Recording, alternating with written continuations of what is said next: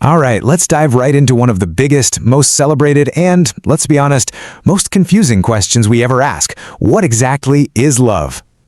I mean, it's everywhere. In songs, movies, poems, you name it. But trying to actually pin it down, that feels almost impossible. Is it just a feeling that hits you out of nowhere? Is it a choice you make? Or is it all just chemicals firing in our brains? Well, as we're about to see, the answer is kind of all of the above. So, to make sense of this whole thing, we're going to use a really simple but super powerful framework. We're going to break love down into 3 distinct levels, starting with the most basic, primal stuff, and working our way up to the most deliberate and intentional. First up, that initial undeniable pull. Level 1 is what we'll call the biological spark. This is love at its most raw, its most chemical. Here's the thing about the spark. You don't choose it. It just happens. It's this wild, involuntary chemical party going on deep inside your brain's reward system. That's where that giddy, heart-pounding, what is happening to me feeling comes from. It's completely out of your hands. So let's get into the science just a little bit. A huge player here is dopamine. This is your feel-good chemical. It's the same stuff that gets released when you eat an amazing piece of chocolate cake or win a game. It basically makes your brain scream, "Yes, more of that person, please!"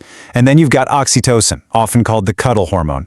It's all about creating that deep feeling of connection and bonding, and it really kicks in with physical touch. Okay, so that chemical spark can happen with a bunch of different people, right? But that leads us straight to our second level. The psychological connection. This is all about why we form a really deep bond with one particular person and not another. And this is the million-dollar question, isn't it? If the chemistry is just, biology, what is it about that specific person? Why does one spark turn into a bonfire while all the others just kind of fizzle out? Well, a huge piece of the puzzle lies in our psychology, and specifically something called our attachment style. The easiest way to think about this is like a relationship blueprint that gets drawn up when we're little kids, based on our very first relationships with our parents or caregivers. Those early experiences really do shape how we give and receive love as adults. And what's wild is that this means we're often unconsciously drawn to people who just feel familiar, for better or for worse.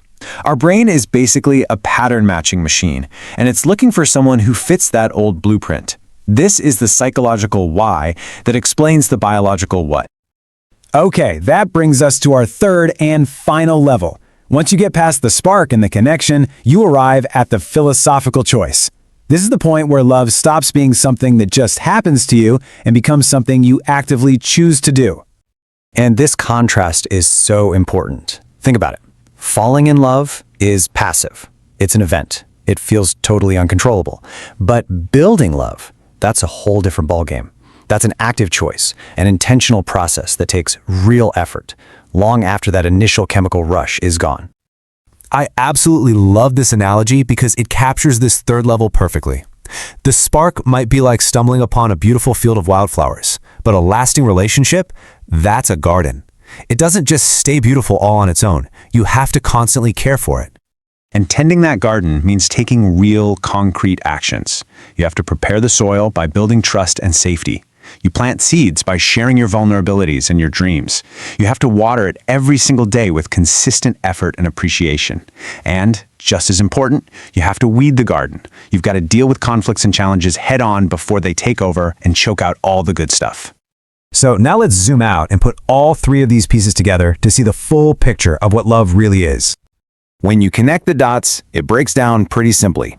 The biological level is the spark. That's what happens in your brain. The psychological level is the connection. That's why it happens with that specific person. And finally, the philosophical level is the choice. That's what you decide to build together. The what, the why, and what you do about it. So you see, love isn't just a single thing. It's not a destination you finally arrive at. It's really a journey that starts with a chemical spark, moves through a deep psychological connection, and ultimately lands on a conscious choice. It's this incredible mix of a miracle of chemistry and a testament to human will. And that really changes things, doesn't it? Maybe the most important question isn't just, what is love, as if it's some passive mystery we have to find. Maybe the real question, the one we should all be asking ourselves, is an active one. How will you choose to build it?